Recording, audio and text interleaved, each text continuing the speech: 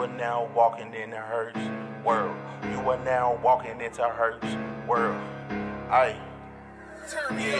Discussion that we need to hear. Topics they be scared to touch. Parties say we do too much. Hurt, I think they scared of us. Meaning this is filled with hits. How you turned up like a jit. You are now in Hurts world. If you love her, had your chick. You are now in Hurts world. You are now in Hurts world. You are now in Hurts world. You are now in Hurts world. You are now in Hurts world. You are now in Hurts world. You are now in Hurts world. You are now in Hurts world.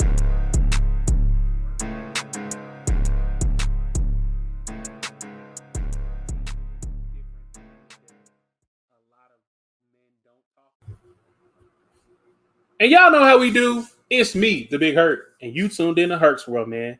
Season 5, episode 11. And before we get too deep off in episode 11, just want to send a special thank you to Leah, Big A, Lo, or Lo, and cousin Ray Ray for kicking it with me last week. I never knew what falling off the bone penis was. But I was informed of what that meant last week. So if you don't know what I'm talking about, apparently you didn't listen to last week's episode. So you should go do that. Ladies, if you have some penis that is falling off the bone, or have had penis that's fallen off the bone, you should want to keep that. Fellas, if you have penis that falls off the bone, you shouldn't be handing it out all willy-nilly, because you could probably get your tire slashed and beat up or the windows busted out your car. So do with that information what you will. Don't just be out here slanging willy, because it's Christmas time and it get cold outside if you get put out your house for cheating or whatever. Clear boundaries, I guess. I don't know. Look, I just found out what it was last week. So y'all go back, stream that episode, figure it out for me.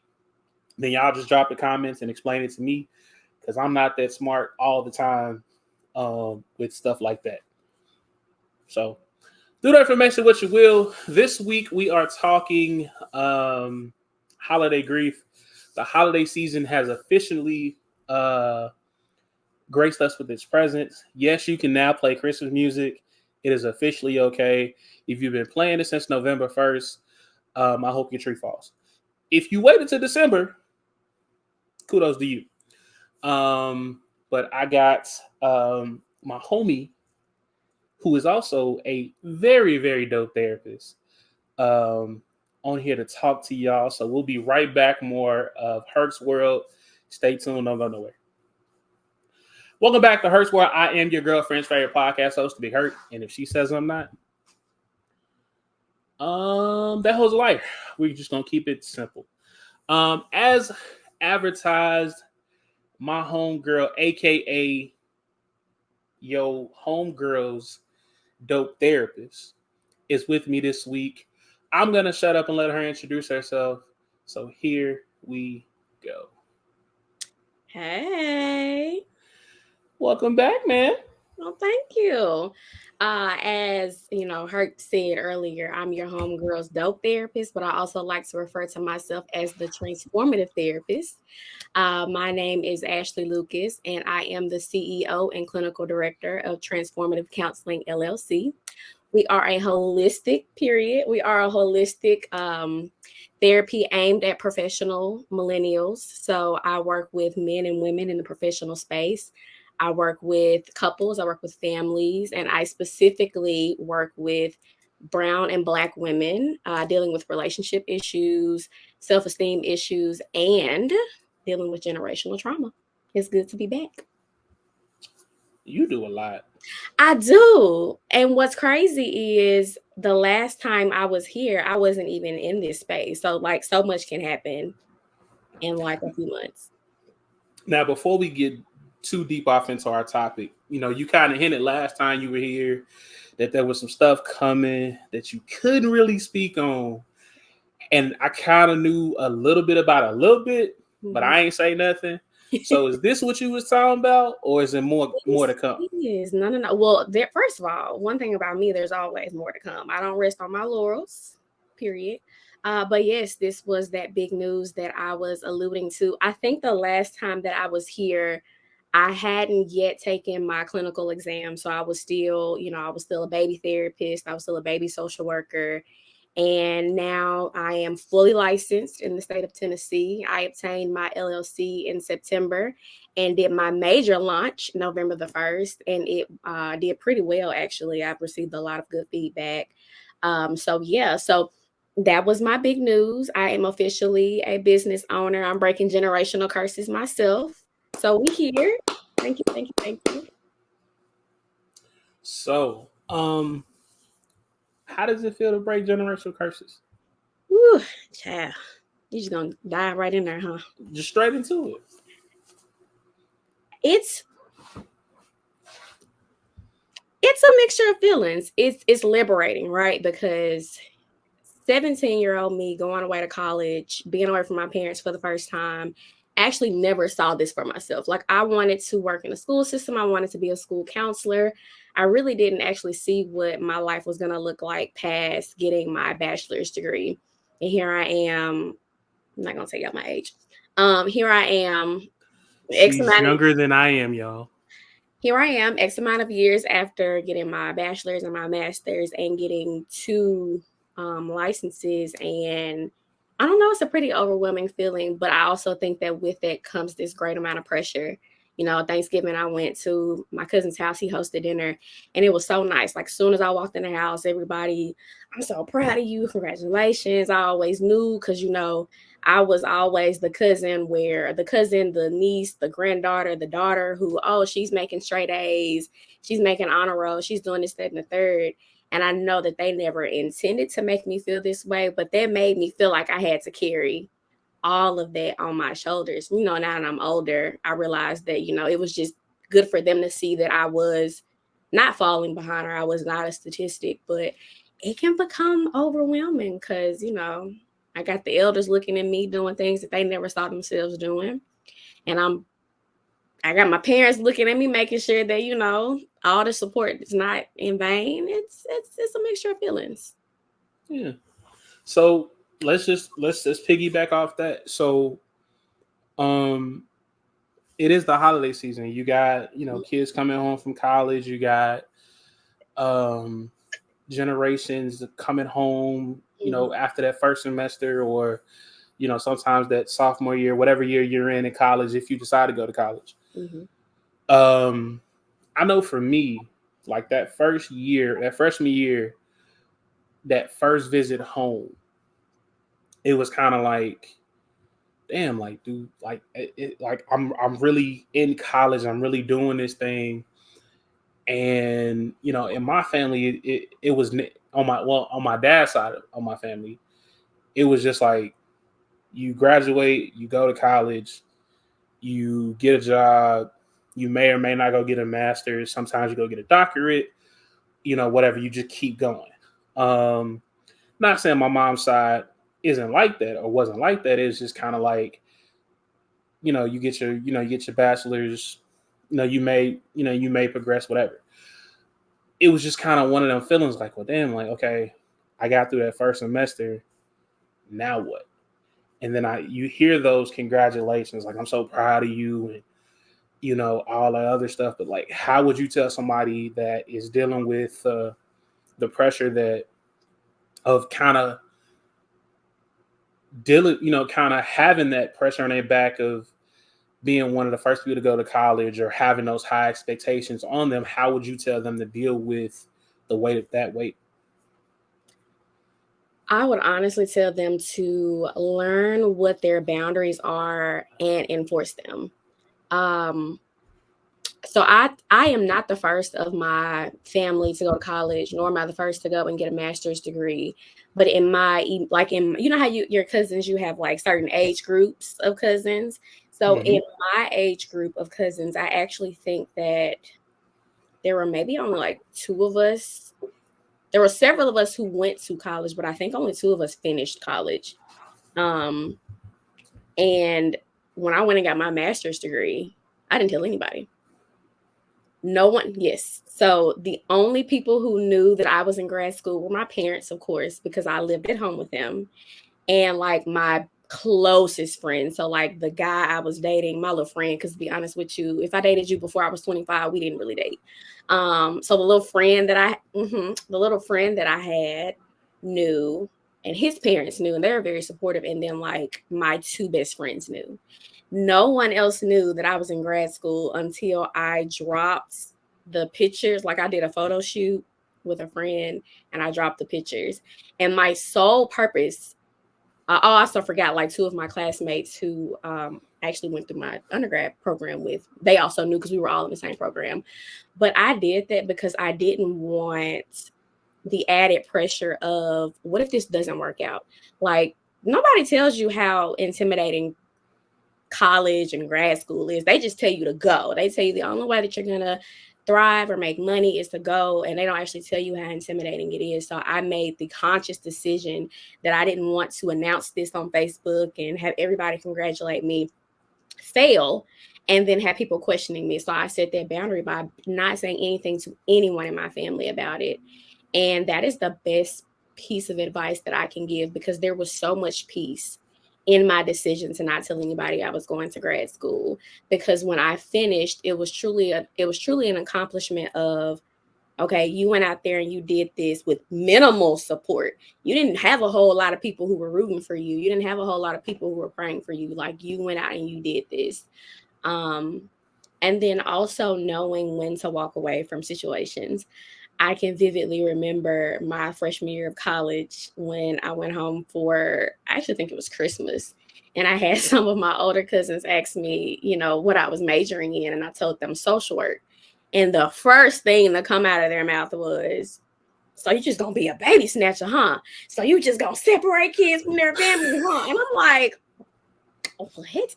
However, I blame their ignorance on how the media portrays social workers. Like up until I got my degree in social work, that's kind of the same thing I thought about social workers as well. But even in hearing that, there was this stigma attached to what I was doing. So knowing when to walk away from certain situations, setting that boundary even within yourself and saying, I'm not going to engage, would be very helpful. And then just cultivating this space of support for yourself, because not everybody is going to like what you do. Not everybody's going to agree with how you do it. But if you've cultivated a space of people who provide you genuine support and show up for you in ways that make you feel genuinely supported, it goes a long way. Very well said. So you just pop it out here with master's degrees. I took my pictures in April, and this was around the time, I can't even think of the song. It's a Beyonce and Jay-Z song. And I think Jay-Z says, one not enough, I need two, talking about the twins. So when I popped out, my caption on Instagram and Facebook was, one not enough, I need two. Obviously 2 degrees. And that, it did numbers. I ain't gonna lie, it did numbers. Okay. Instead of popping up Mary, she popped out with a master's degree. Look, that's a whole new flex. That's gonna be my next one. Really. Okay. Don't pop up. My future husband's out here listening. Don't pop up Mary. Guys, slide in DM. He's kidding. Am I? Mm-hmm. Oh, okay.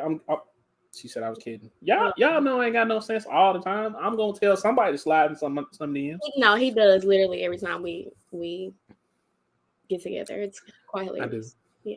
It is, and she be like, why are these niggas here? Every single time. This is your fault.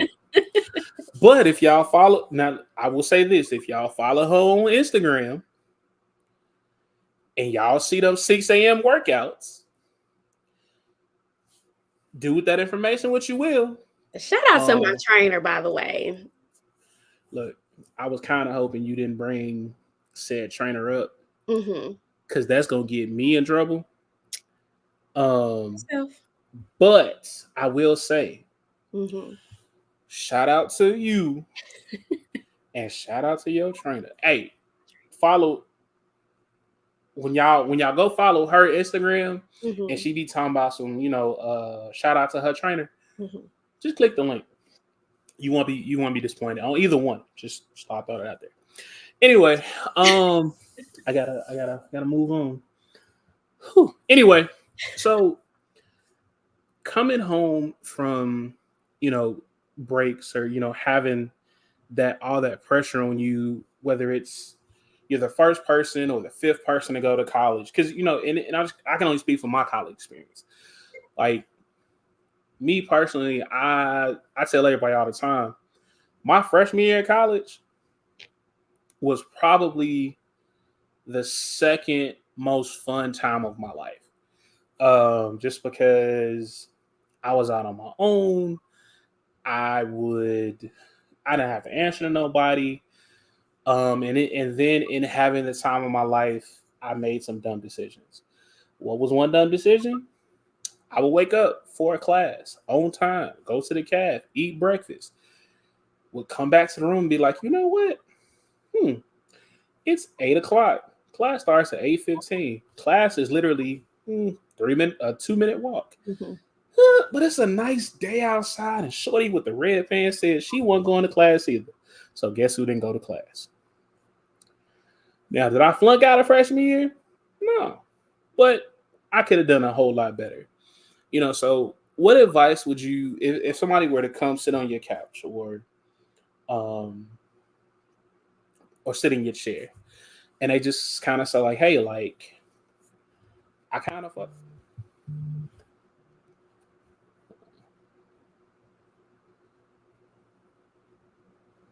Sorry about that. I kind of, fucked up my freshman year of college, and I think my parents are going to kill me. What would your advice be? Well, I would start by saying, and this is a technical thing, therapists don't give advice because we don't want y'all to take the advice and then not work out for y'all and then y'all come back for us. But I would definitely start by asking that person, are you sure that college is for you? Because going back to my original statement, I can remember being a junior in high school and them not telling us about anything but college, and it was even a little shame in JCO. Like if you were to go to a junior college or a community college, like, no, you had to go to a 4-year university. If you were going to thrive and do anything, you needed to go to college. And for a lot of people, that meant like, okay, well, let me go and do this one thing because that's what they've been telling me for the last 17 or 18 years. But college is not for everyone. And there is no shame in admitting that college may not be for you. So as a therapist, if I had a college student who came and they sat on my couch, come sit on my couch, beloved, that's my tag. I would start by asking them, like, do you really think that college is for you? Or were you more goo gaga eyed over the freedom and the dorm room and the college experience as opposed to the education? Because yes, there's parties, there's the UC, there's the CAF, there's girls in the red shorts or whatever she had on. But the intention of college is to go and get an education. And then let's say that person said, well, yeah, college is definitely for me, but I'm just super fearful that my parents are going to kill me. I honestly would just ask them to hold themselves accountable. Instead of coming with the excuses, just say, hey, I got a little taste of freedom in college. I honestly did not know what their freedom was going to do to me, and I messed up. I'm deeply sorry. I don't want to disappoint anybody. I'm willing to sit down and make a plan to make things better, to do better when I go back in the spring so that I don't end up on academic probation or so that I don't end up flunking out. You would actually be surprised at how quickly a person's demeanor will change when you accept accountability for your own actions instead of making every excuse in the book as to why that incident happened. Let me be the first to say, Mama, Pops, may you rest in peace. I messed up. I was mesmerized by the college life and the freedom and not having to get up and go do nothing but go to class. I'm sorry that I messed off that first not even fall semester, that spring semester too.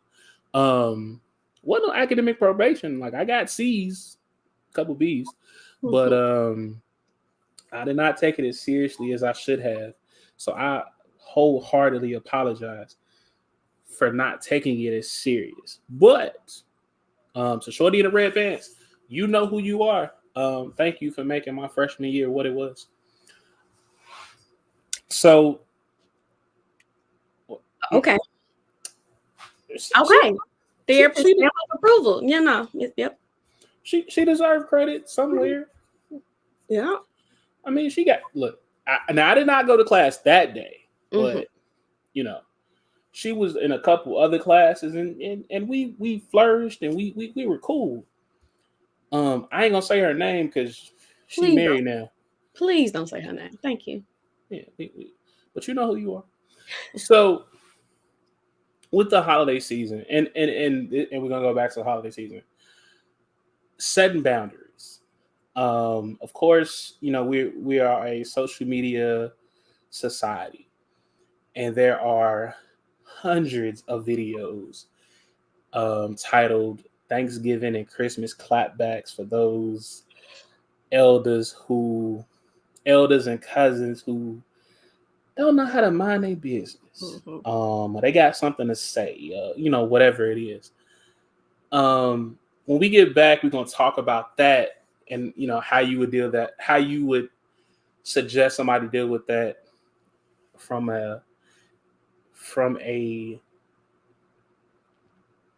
I don't know if I want you to give like the therapist answer or the hood therapist answer.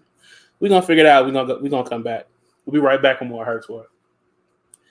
Welcome back to Hurts World. I am your girlfriend's favorite podcast host, Big Hurt, and if she says I'm not, that hoe a liar. We're talking holiday grief, man. It is the holiday season, and people deal with things different ways. Some of us are dealing with not having loved ones for the first time. Some of us are dealing with coming home from that first or second semester of college, and that weight of the world is on our shoulders because we didn't do as good as we thought we could have. Or some of us are just dealing with childhood trauma that we have not been able to get out and let go.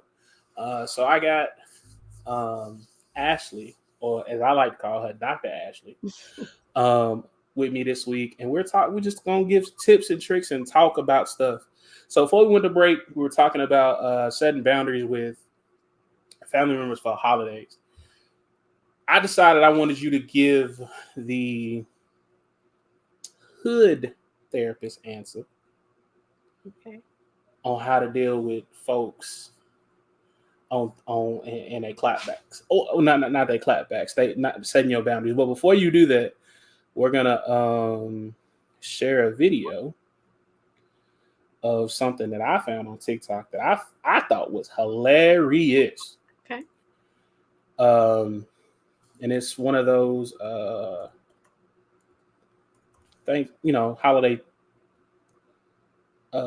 clapbacks that I was talking about.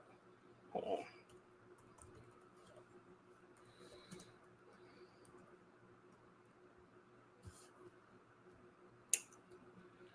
Where is he? Come on. Here we are. Share my screen with you.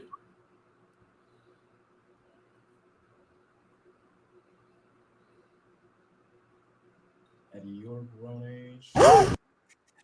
O'Neal, you still living with your mother at your grown age? And Grenham, you still getting your diaper changed? At your grown age. Oh, he's starting early tonight. Yo, cuz, it looks like you put on a few pounds since I last saw you, man. Come bowl with me at the park. Didn't your parole officer say that you can't step within 50 yards of a park? Oh, Trying to make a call? not the P.O. You better stop now before he calls. Dang, O'Neal, you eating like you never been fed. You're laughing like your father isn't dead. Oh, my God. We're having fun! O'Neal, can you please be of use and turn up the heat? It's dry and cold in here. Like your husband's prison cell? You didn't call him today. Did you run out of minutes or did he run out of time?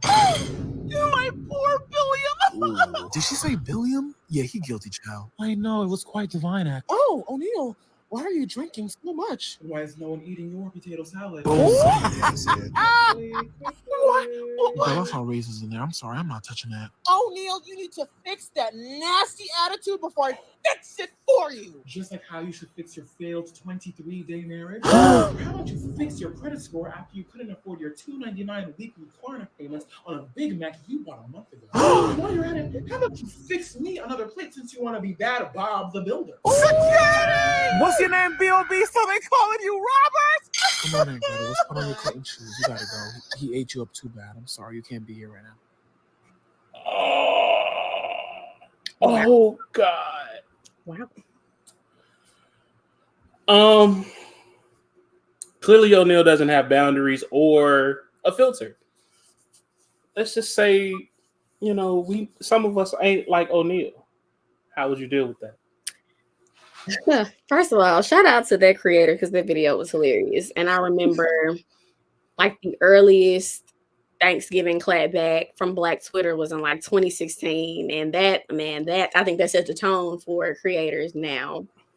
And to your earlier statement, when you were like, I don't know if you want to answer as like a therapist or the hood therapist, one thing to know about me is I can switch very effortlessly from being a therapist to being a homegirl therapist. I talk about that all the time.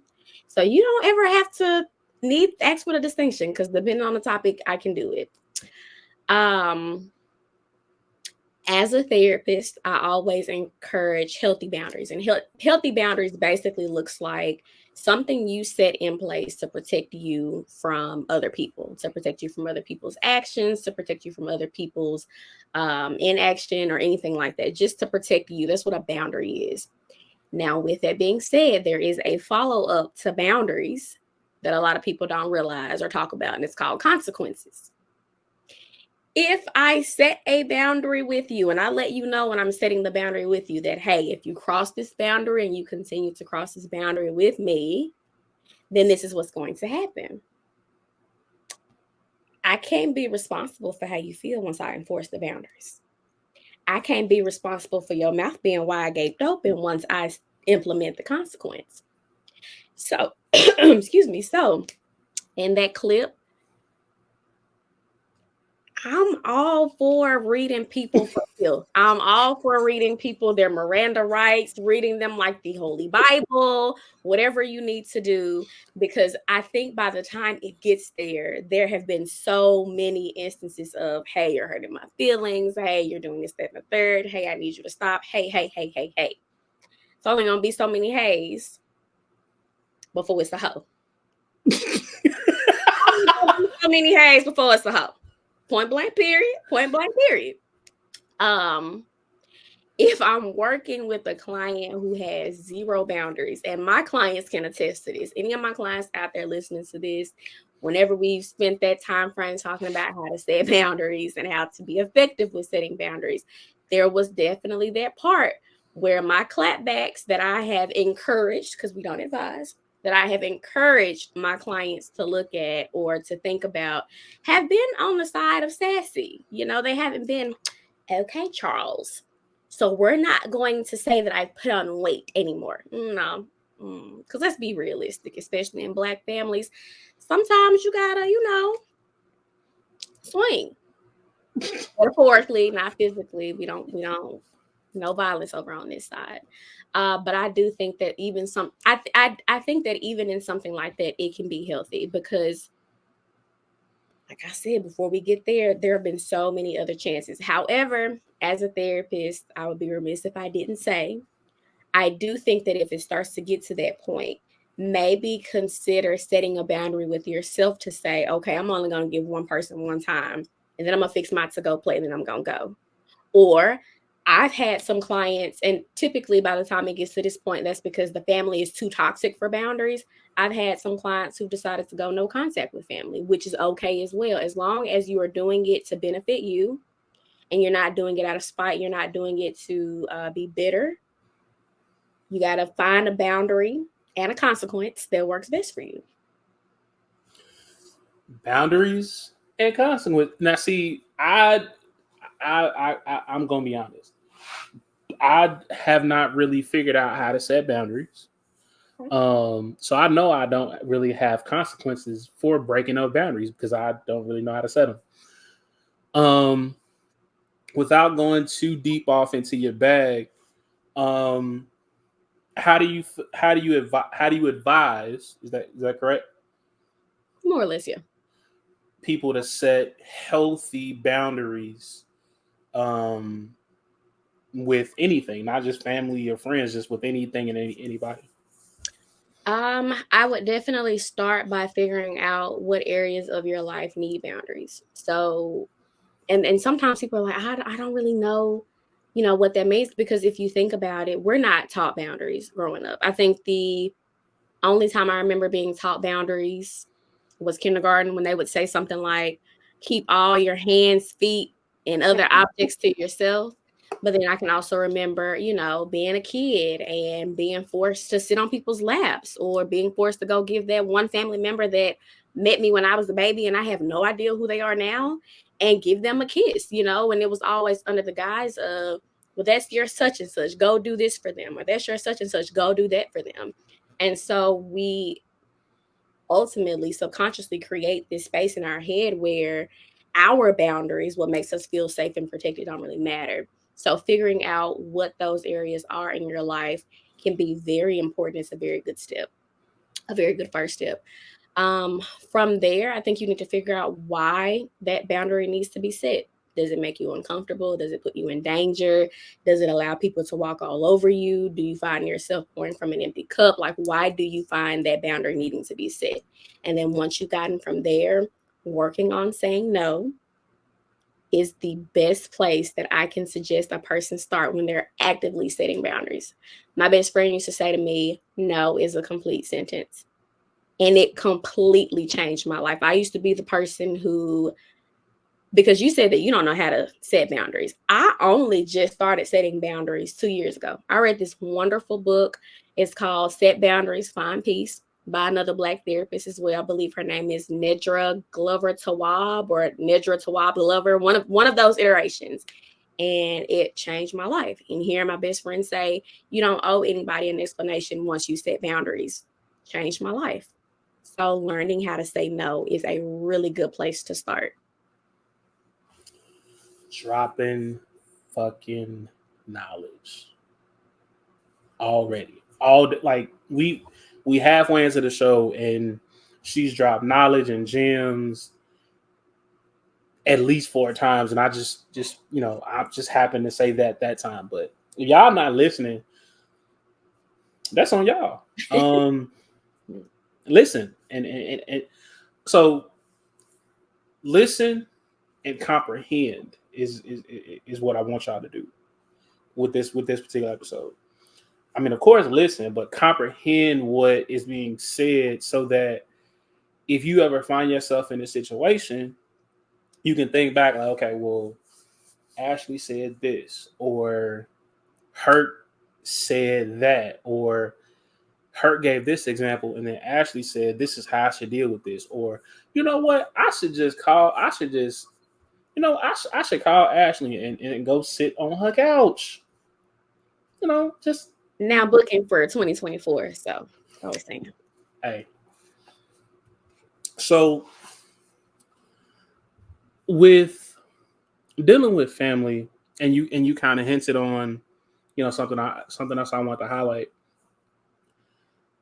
When you're dealing with family around the holidays, and you like when you were younger, you say, hey, go hug so and so. That's your third cousin on your daddy's side, or go get this for Aunt Mabel. That's your mama's fourth cousin, twice removed, whatever it is. Mm-hmm. And or my all-time favorite has always been, well, you can't let you can't leave the kids around Junebug because he just got out. Mm-hmm. or whatever it is. How do you advise your clients to deal with those situations? Because like you said, we as a community kind of just, oh, it's okay, it's all right, Ain't nobody there. Junebug will watch him. But Junebug just got out. And, y'all know what he went to jail for. Mhm. So. Honestly, and I think that this is just a testament to the therapeutic process in general. By the time a lot of my clients get to me, they've gotten to the point where they're ready because, it's one thing to say you need to go to therapy, and it's another thing to say I'm going to go to therapy, but to actually find a therapist, talk to a therapist, and go to that first session, like that takes so much courage. And I think by the time that person gets there, they're at the point where they are ready to confront things that aren't healthy for them. So it's actually not as difficult. Now it can pose a challenge to let's see. It can pose a challenge to encourage clients to move certain ways, but I definitely think that they are already at the point where like, okay, I'm fed up. I don't want to talk to this person anymore. I don't want to be around this person anymore. So usually in my experience, by the time we get there, they're ready to go ahead and shake it up a little bit. They just need that extra push or that extra guidance.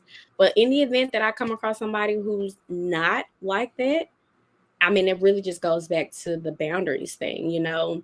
If you in your heart of hearts knows that something like this makes you so uncomfortable, you got to go back to, well, why do things make us uncomfortable? A lot of times it's from this fight, flight, or freeze perspective. Like something out there is going to cause me some harm and I have to respond. Otherwise, I'm going to die. And it is our innate nature to survive. Obviously, the hell we in right now in 2023, but that's neither here nor there. So yeah, I would go back to the whole boundary standpoint, being firm in your boundaries, or even better yet, and I do this with people who do have a hard time saying no. Try not putting yourself in spaces where you would have to say no.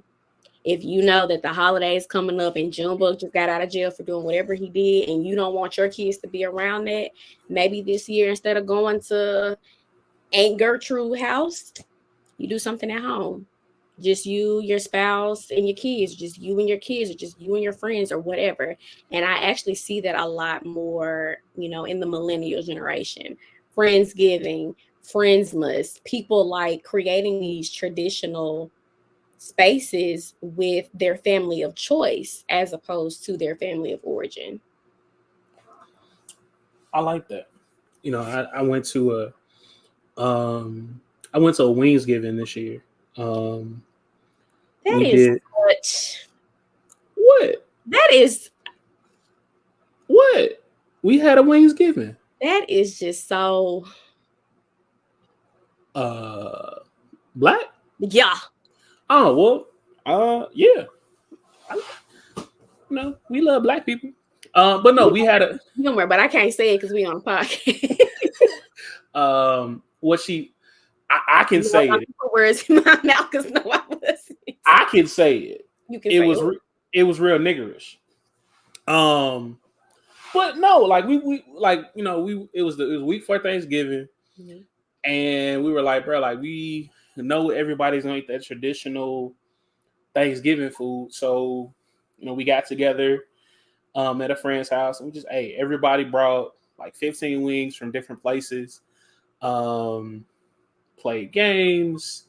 Well, they played games.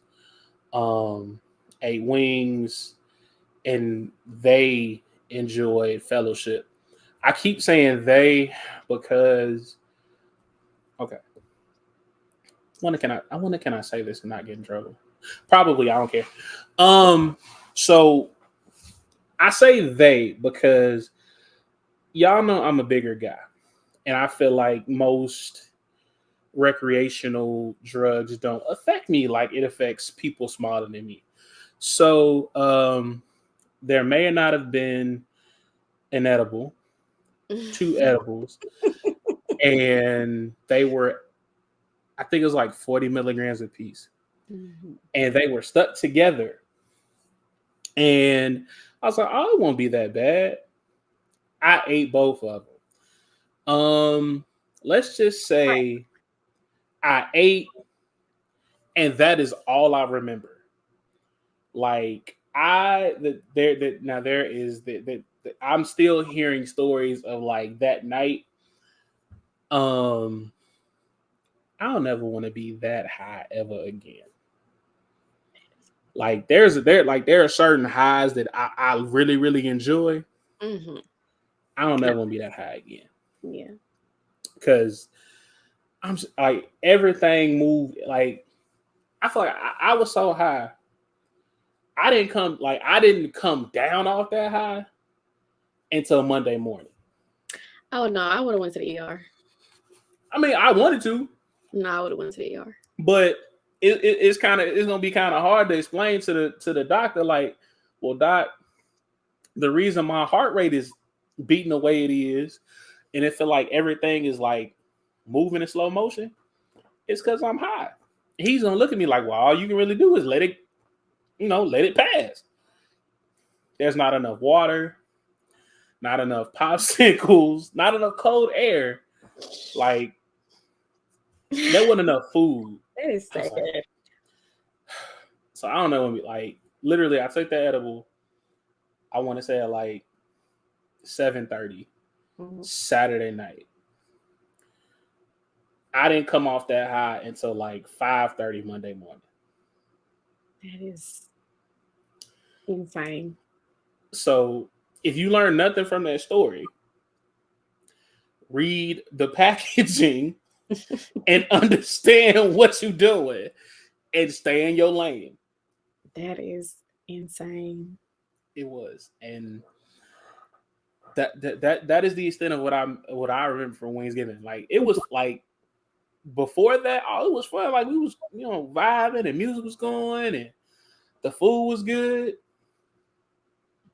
The edible kicked in. Oh, Jesus. Oh, wow. So, but no, like, the traditions of Wingsgiving and Friendsgiving and Friendsmas and things like that, those are things that, like you said, millennials are doing just because, one, most millennials are,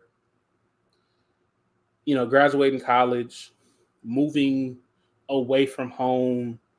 And, I saw something on the news where it's like, it costs too much to travel home, for the holidays. So they're having these events and they're doing these things with the family that they chose, or the community that they've built within themselves to support. So, if you don't have anywhere if you don't want to go home for the holidays, get with your friends, get with your people, get with people that are going to pour into you and you can pour into them, so that y'all can have an enjoyable Christmas or, New Year's, whatever you decide to celebrate. So we're going to go to break. We'll be right back with more Herc's World. Don't go nowhere. Welcome back to Herc's World. I am your girlfriend's favorite podcast host, to be Hurt. And if she says I'm not, she ain't got no edges. That is crazy. Yeah, Wow. Would you rather me say she ain't got no baby hairs, or her baby hairs don't match? I say that her not having no edges. That's like a blow to the chest. That's a blow to the chest. The edges? No, she ain't got no. Women are very particular about their edges. Well, you would think they were particular about being hoes. Anyway. Okay. Well, hey, she ain't got no edges anyway. So holiday grief. Now this is the part of the show where there may be triggering, it may be emotional, it may be a little sad. In no way, shape, fashion, or form, we trying to trigger or, do anything like that. But it does need to be talked about, because a lot of us are dealing, are going to go through this time with people that we're used to dealing, seeing around this time that we don't have anymore. Some people are going through the first holidays without people. Some people going through the 5th or the 10th or the 20th, and it still feels like the first. So this is something that, we do have to talk about, because a lot of us, and I say us, I mean me, are kind of are holding on to that negative energy or that negative feeling, And we get kind of down during this time of the year, because you would love to just pick up the phone and call that loved one, or go to mama's house or papa's house or whatever, but you can't. So how do you advise someone on how to properly deal with the grief of losing a loved one around the holidays? This is always a really interesting topic, and really interesting because, the first time I appeared on the podcast, this is what we talked about. And I remember getting super choked up because I spoke about my uncle passing away and how he was kind of like, he was the preacher in the family. He was the one who did all the prayers before, like he blessed the food at every family function. And his death has resonated. I mean, and we've all been laughing and having fun and everything like that. Didn't stop, but his death definitely does resonate, even to this day. And what's really interesting about that question is, whenever I speak with my clients about dealing with grief and processing grief, I typically try to say something along the lines of, we got to make sure that you're dealing with grief in a healthy way and not in a wrong way. Because honestly, even with all the books and all the literature and all the studies and everything that's out there, I don't think that there is a right way to deal with grief.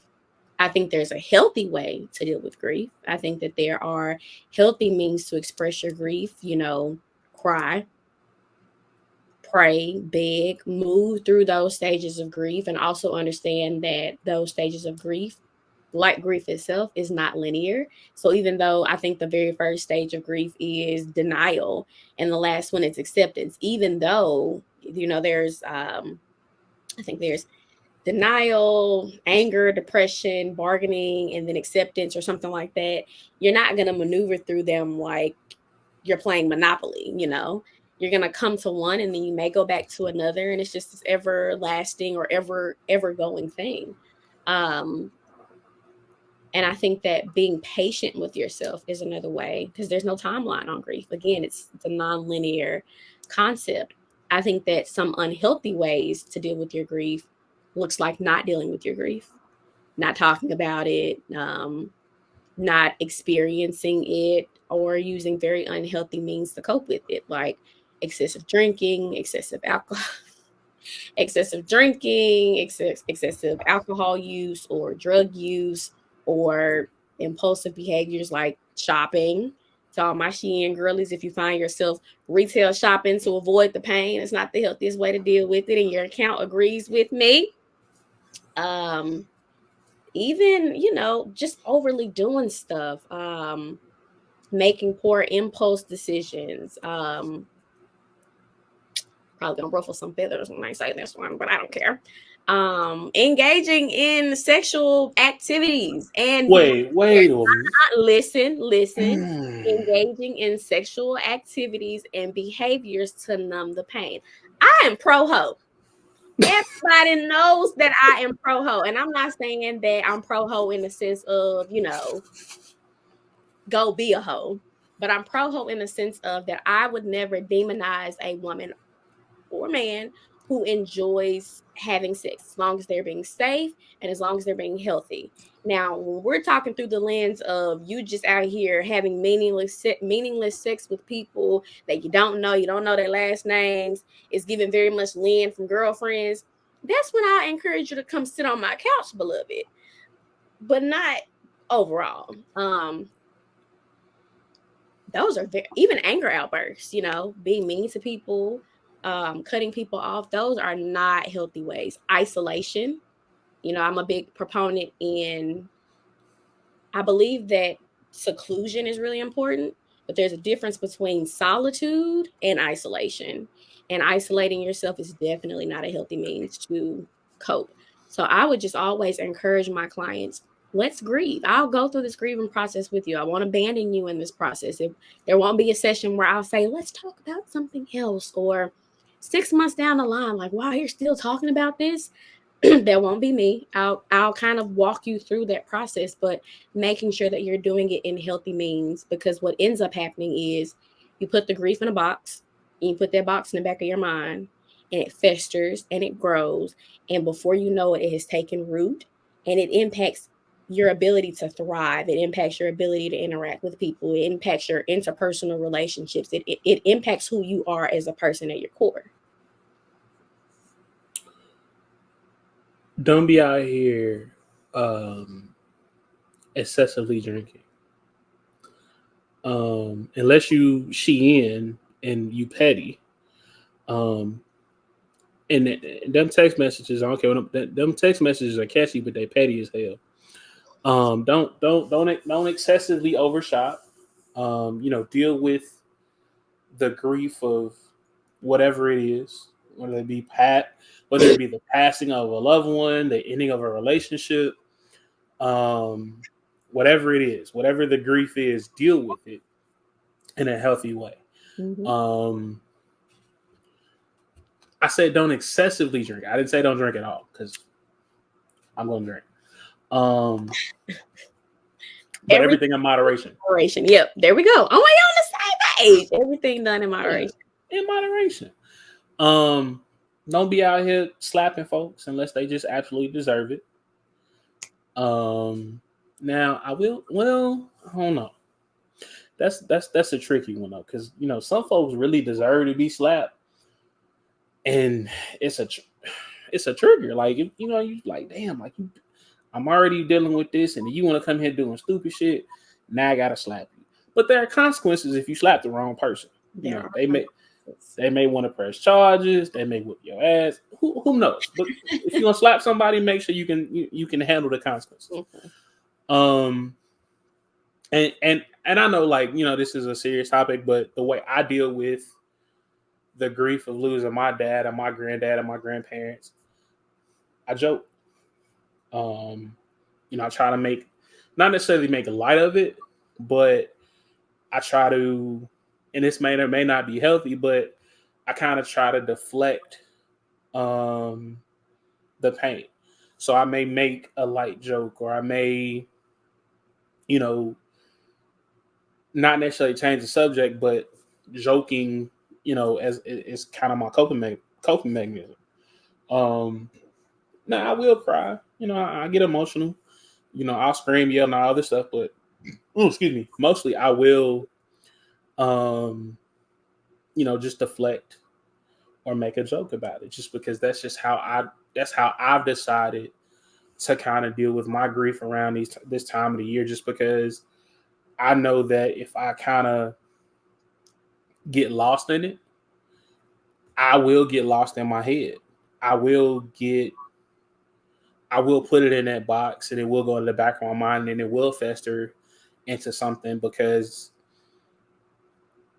I still kind of, and I am working through it with my therapist, but I still do have those deep resolve issues that, from those particular deaths that I have not fully dealt with. And that's okay. It's a marathon, not a sprint, if that makes sense. So when you advise your clients, or you're talking to your clients, and they just kind of feel like they're in their own head, or they feel defeated with grief, what are some of the reassuring ways that you kind of just bring them back to reality? I do this thing with my clients called facts versus feelings, where I say, your feelings are valid, especially in this space. Like, your feelings are valid, but you have to ask yourself where they're rooted in. Something making you feel a certain way doesn't necessarily make it the truth. And so to bring them back to the here and now, I just ask them to remind me of what they know is true. And one of my favorite ways to kind of conceptualize that without therapy speak is, right now I'm looking outside of my window, and even though it's a little dark outside, and it's cold outside, so the colors are a little off. I always say, like, I'm looking at my neighbor's yard right now, and their grass is green. I'm looking at the sky, and the sky is blue. What happens one day if I wake up and there's a little bit of fog, or it's cloudy, but it's 1:00 in the afternoon? The sun is still there. The sky is still technically blue. Or even if it rains and maybe the grass is a little muddy now, or it's a little brown, the grass is still technically green, but my perspective or my perception of what's going on right now because of the fog and because of the rain skews how I view the sky being blue and the grass being green. But I have to remind myself that no matter what, the sky is still blue and the grass is still green. And that kind of brings my clients back to a place where they're able to say, okay, yes, I am feeling this way, but the truth of the matter is XYZ. And it's something that I walk them through. We do it various times until they get to a point where they're able to incorporate it daily and not just when we're in therapy together. Y'all are getting free fucking game. I'm sorry I had to curse. But y'all are getting free game right here, right now. Y'all know how to start paying for this. Book her and get your life right.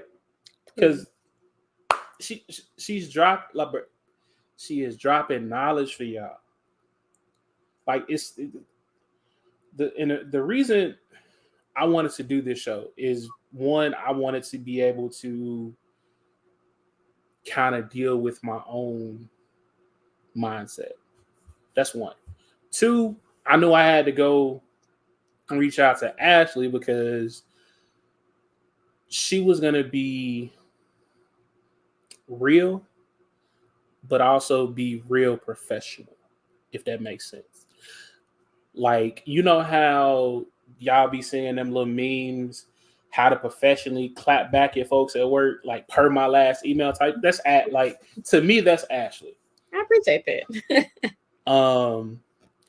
Like, she will get you together, but she's gonna do it in a real, authentic, I'm your homegirl, but I'm also your therapist type of way. Yeah. And not a lot of people can do that. Like, you got your friends that are gonna they're gonna tell you what the real is, but they're also gonna kind of not necessarily try to hurt your feelings as much.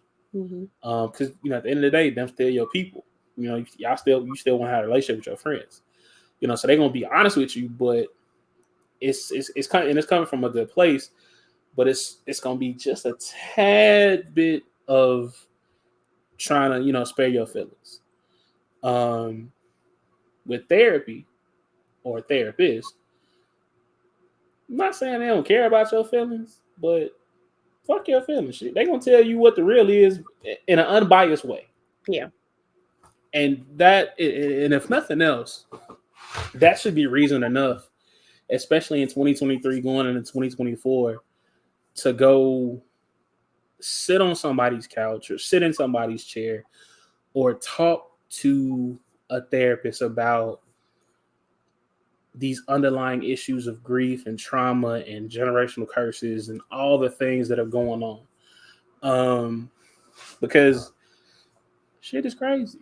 And you need that unbiased but honest opinion that people like Ashley, go book her, are gonna give you. So you were hinting about your uncle.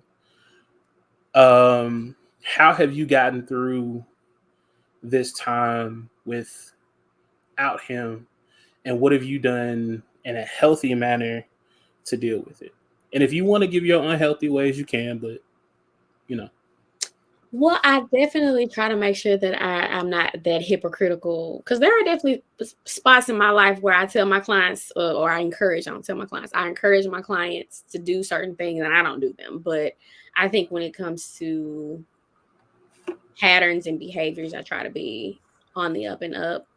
My family, I'm not even gonna hold you. My family, as I've gotten older, I've come to, so I've always loved my family, but I think that as I have gotten older, I've learned to really relate with them.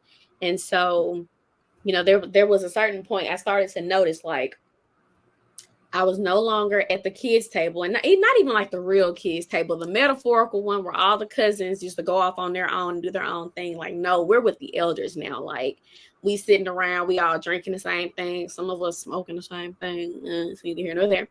And we're talking about life, and we're being so open about things that bewilders me because I'm like, I'm just a baby, but also I'm an adult, and being able to be fully embraced by the cousins who raised me and who are now like my cousin Lisa. I love her dearly. She's like, so when you coming over so we can drink this wine? Like, we be having conversations. And it's actually her father who passed away. It was my great uncle.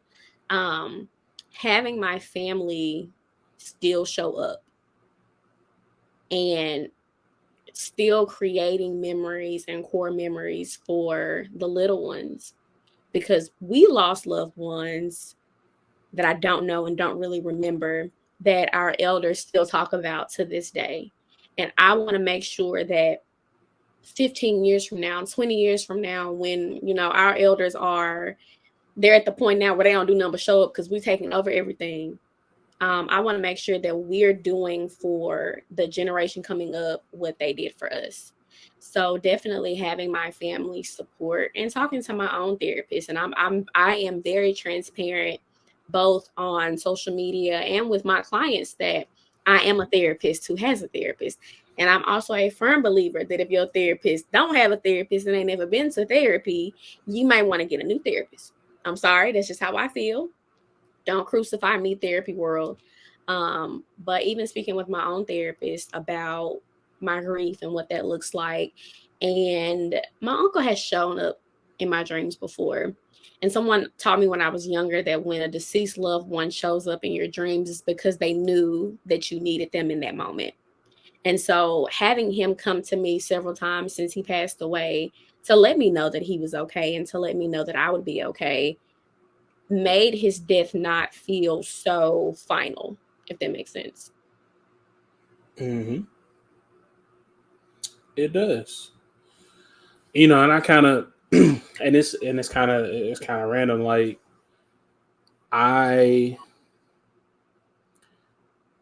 everybody knows what I do for a living, and where I work. So we won't say the name because I ain't got pockets like that. Yeah, he be stressed out too. Y'all need to leave him alone. I do. But I was driving across the bridge from Memphis, back from West Memphis into Memphis. And I was on the phone with my best friend, and she was telling me about something that, you know, she was going through. And I just happened to look over to my right, just to, you know, because they teach you to always be, you know, watching when you're driving. And I happened to look over to my right, and I noticed a hotel. Now, the reason this hotel is significant is because about 5 years ago, maybe 4 or 5 years ago, my dad, who I get my get up and go on a road trip spirit from, decided, you know what? I'm gonna drive. Me and the dog are gonna drive to Florida. Why we going to Florida? I don't know, but we just gonna go to Florida. So he packed up his clothes, packed up his dog, and they were driving to Florida. And he just happened to stop in West Memphis and call me and say, "Hey, I'm in West Memphis, Arkansas. How far is that from Memphis?" I said, "It's like 15 minutes. Why?" "I'm in West Memphis. Come see me." "All right, Pop. Whatever. I'm on the way." So I go see him at this particular hotel and go grab something to eat. You maybe chop it up for about hour and a half. And he just kind of want to I'm like, "Pop, what are you doing?" "I want to go to Florida." Just like random, like, you know, this what we doing? Hey, all right, cool. But long story short, I noticed the hotel where we were in the parking lot, and we were just kind of talking. And before I could catch myself, I just blurted out, damn you, grief. And, you know, had to fight back tears because like that in that moment, it was just like, here it is. You know, like you go back. I went through them all the same five stages of grief in all of like 2 minutes, and all I did was look over to the right and notice her hotel. Yeah, you know, and it's something as simple as that that'll take you. You know, you think you're doing okay, you think you, not necessarily over it, but it's gonna be a good day, and then all of a sudden you driving down the road at work, and all of a sudden you in that place. mm-hmm. You know, so it's situations like that where if you don't necessarily know how to deal with that, or you're not dealing with it in a healthy way, that can send you down a rabbit hole of shopping, drinking, Yeah. making bad decisions, and now you messed up all your progress. You know, so keep that in mind. You know, during the holidays is, you know, we go through this season of missing those loved ones, and, you know, reminiscing, because, you know, but it's good to reminisce, it's good to remember, Mm-hmm. you know, because you never want to, like you said, never want to let go of that memory. You never want that person to be forgotten. Mm-hmm. You know, you always want to just pass it down. So I agree. I definitely agree. And I'll even take it a step further, just because I am like a millennial therapist and I, you know, work with professionals and women. Grief is not limited to death. Grief can be your life doesn't look the way you want it to. You're grieving what you thought your life would look like. You're grieving the loss of relationships. People still alive. You just don't have any things to do with them anymore. And I gotta plug one of my friends in really quick. She's a life coach. Her name is Kimberly Jackson. She actually has a video on her page, I Am Kimspirations, that talks about this in particular. So just know, like, from a therapist point of view, there's nothing shameful or embarrassing about experiencing grief that exists for you. And it's not because of somebody you know, and it's not because of somebody actually passing away. Like, grief is so multifaceted. You can experience it because of just about anything. So just know that you're also not alone in that feeling, and just know that, yeah, it's very normal. So you being a millennial therapist, we run so. Oh Lord. Okay, wait. We're gonna go to break because I'm gonna ask you a question, because it was brought to my attention that I might be a bit of a millennial. I'm older than y'all, but I may fit in the category. First of all, okay, yeah, let's take the break. We'll be right back for more Hertz World. Stay tuned. Welcome back to Hertz World. I am your girlfriend's favorite podcast host, The Big Hurt. And if she says I'm not, her edges ain't hers. Now, before we went to break, I was about to pose a millennial question, but you wanted to say something. So I'm gonna give you the opportunity to speak. Go ahead. Without doxing anybody, because I know who your therapist is, and your therapist is a millennial, and I know that you're not older than she is.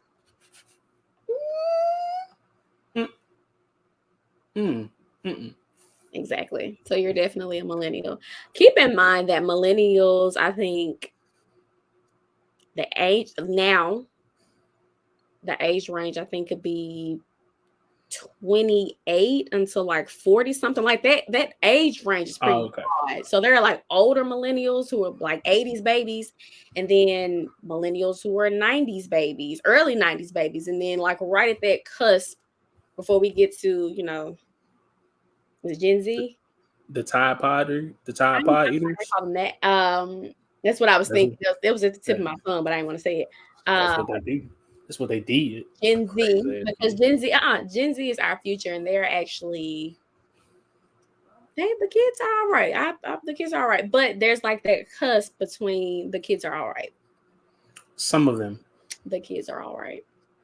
Look, it's that age range between 90. Anything after 95. I'm looking at you a little sideways. Just a little bit. Don't some of them folks eating Tide Pods. Not anymore. You're right. Not anymore. They were eating Tide Pods and we were going to the club dressed in business casual and business professional. So every generation has their WTF. This is true. Mm-hmm. So, damn, we really did that too. Mm-hmm. We will party. It's about 4 in the morning. Mm-hmm. Wake up. No, we would party it's like 4 in the morning. Sleep for about 15 minutes and then go to class. Like shit with like or go to work, like, you know. Mm-hmm. Anyway. So it was brought to my attention that I'm an older millennial. Mm-hmm. And the way it was brought to my attention was it was by my godmother. I was telling her that I just wasn't really, I was kind of burnt out in my current job and I really didn't know what to do. And she's like, I know you're good at your job. Like you could sell ice to the devil, like whatever. I was like, oh, well, thank you, godmommy. I appreciate that. But the way she described me was, she was like, you are a typical millennial.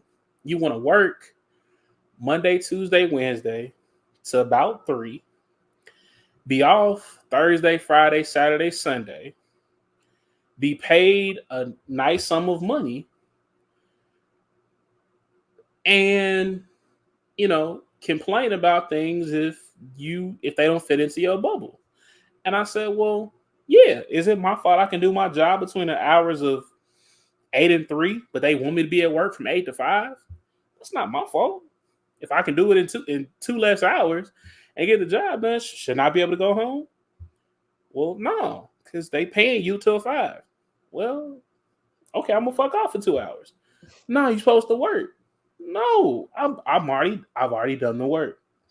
So the mindset that I have is my job, my office hours are from 8:30ish to maybe about 3:45. After 3:45, I mentally kind of check out. Mm-hmm. My mind, like my body is wherever it is, but my mind is at the gym. Then it's at home, and then it's sleep again. And the way she described it to me was her generation, they didn't take days off. What's PTO? What's a mental health day? Like, you worked from 7:30 to 5 or 8 to 5. You punched that clock and you took your little 15, 30-minute break. You went back to work and you did what was supposed to be done. And I said, I see how, and I said, no, with all due respect, I see how some of y'all just dropped the fuck dead. Because I can't do that. My mindset is like, bro, like I did my job. I want to go home. Do I still got 2 hours left on the clock? Yeah. But I still want to go home because my job is done. Somebody comes to sit on your couch with that mindset. How do you steer them in a direction to be like, hey, don't check out 2 hours early?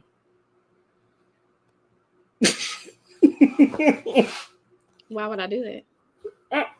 Well, maybe no. Why would? Okay, so here's my thing, and no shade to godmommy. We love our godmothers.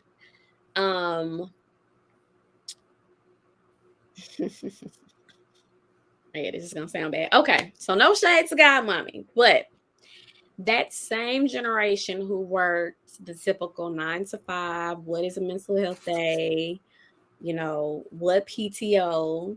Not only are they the same generation that developed heart disease, hypertension, diabetes, cancer, chronic migraines, but they are also the same generation that projected all of that pent-up anger and frustration and burnout onto their kids, which is why their kids now sit on my couch once a week. So there's that.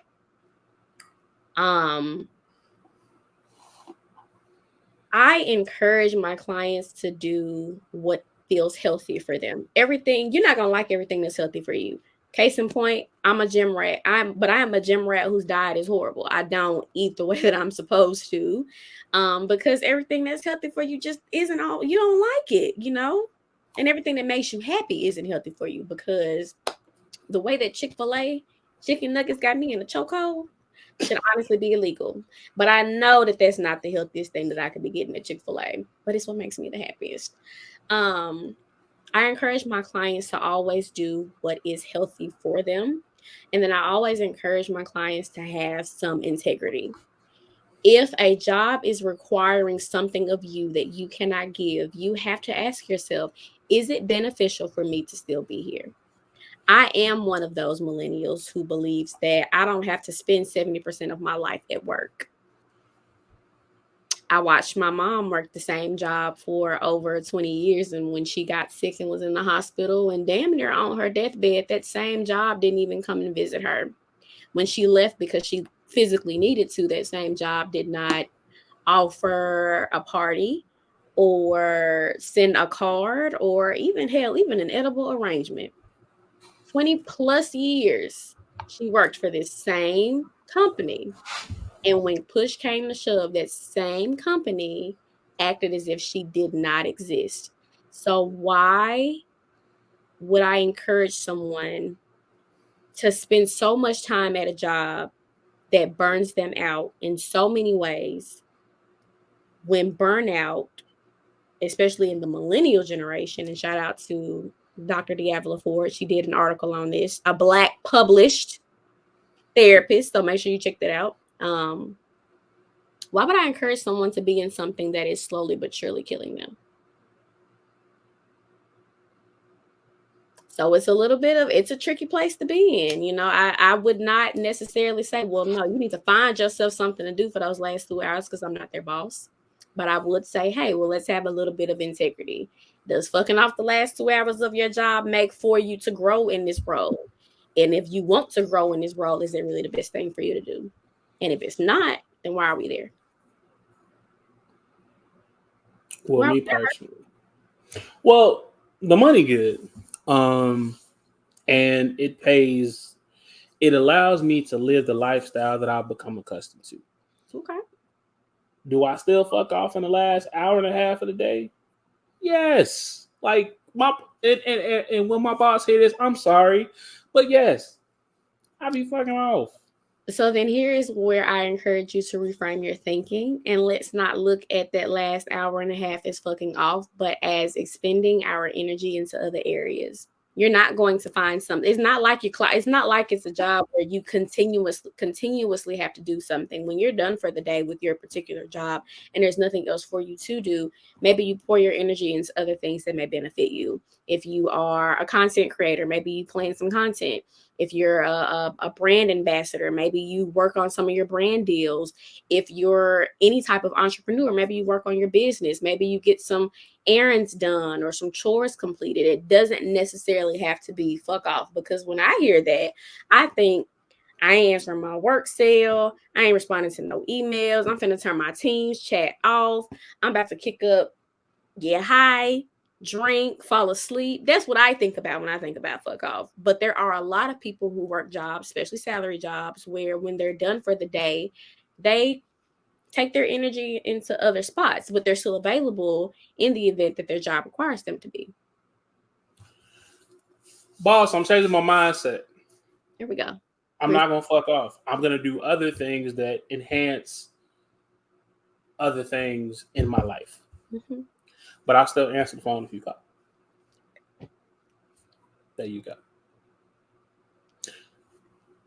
And I'll make it better. I won't wait to the whole new year, new me thing. I'll start that next week. Period. Because you know how some of y'all be. It's about to be 2024. It's my year. I'm claiming this. You did the same shit. Don't be that person. Please don't. Like, if nothing else, I challenge everybody to do at least one thing different by the end of the year or next year that they didn't do this year. Whether it be get a gym membership and stick to it, or be a content creator, get a new job. Hell, save some money. I know I need to save some money. Plan a trip for your people. Do something to enhance your life by the end of the year or going into 2024 so that you can be a healthier, better person. Mm-hmm. That's my challenge to y'all. I'll stop fucking off at work, Thank you. I guess. Because if we being honest, like I be trying to be at the gym at like 4:30, 4:45, so I can be home by like 6:30. It's a lot. It's an insane time to go to the gym.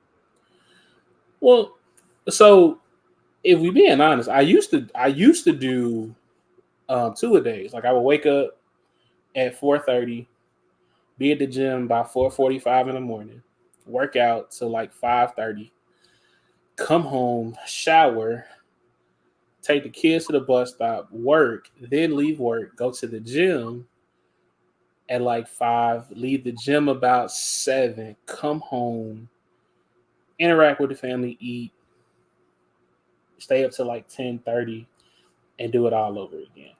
Mm-hmm. Body said stop doing that. So we just work out at night. So you got the this when you be in the gym early in the morning. I can't do that no more. I don't know how you do it. I was gonna make a joke, but I have to. I don't know how I do it either. I want to hear the joke though. So you're not gonna. Okay, so I'll say the joke. It's obviously not real, but it's just how like me and my friends like talk about stuff. So you said I don't see how you did it. I was gonna say crack. Hey. Yeah. LOL disclaimer, I don't do crack or anything. Right. We don't do that, but hey, it look, I got a couple crackhead tendencies, but I don't do crack. You know, but we don't do illegal drugs. That's wrong. Especially crack, because crack fuck you up. What did the late great Whitney Houston say? I don't do crack, baby. Crack is whack. Which is coke.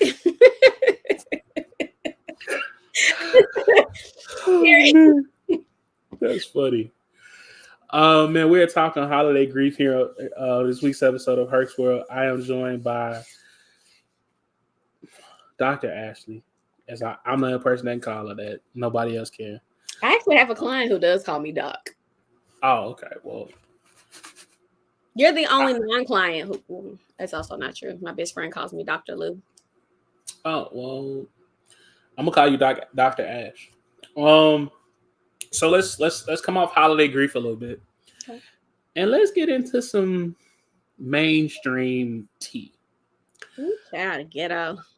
Now, on this situation, I need you to give. I ain't gonna even tell you. Just give me your honest, non-biased hood opinion. Okay. Unless you've been living under a rock. Last week, T.I. and his son went viral because T.I. choked out his son at the Falcons game. Now, the Atlanta Falcons were celebrating 50 years of hip hop. Ludacris was there in the sky, like, Pele Santa from the sky singing "Move, Bitch." T.I. brought the team out. I think 2 Chainz was there. A lot of hip hop royalty was there. But in the viral video, King, as is his name, King T.I.'s son is in the video, basically telling everybody that y'all don't want me to talk. I was always y'all didn't really raise me. I was at my grandma's house. And then you hear T.I. and Tiny say, well, you was at your grandma's house because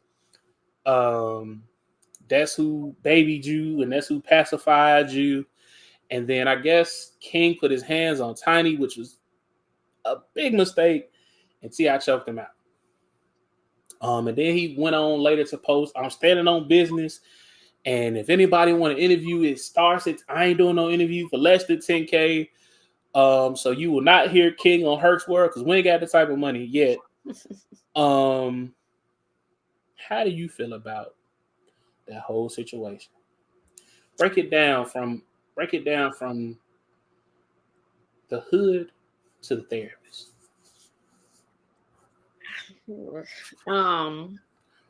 So you know this about me. I typically, if it ain't about Michael B. Jordan, child, I don't really keep up. Somebody crashed his car into a parked car, and I was like, Lord, don't take my man. I love me. If you know me, if like anybody who truly knows me knows that like this my man. Y'all go together real bad. Real bad.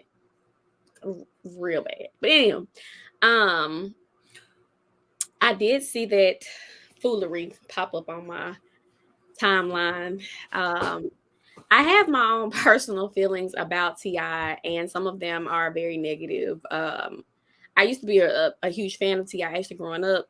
I think especially like T.I. versus Tip. I think I had to have been like in the 8th grade when it was released, and like T.I., Southern hip hop culture, and we live in the South, so of course that was something that I grew up listening to and really liking. And ATL is everybody's one of the better hood classics out there. It had literally no plot. It was pretty stupid, but we love the movie. We quote it all the time. The memes go insane.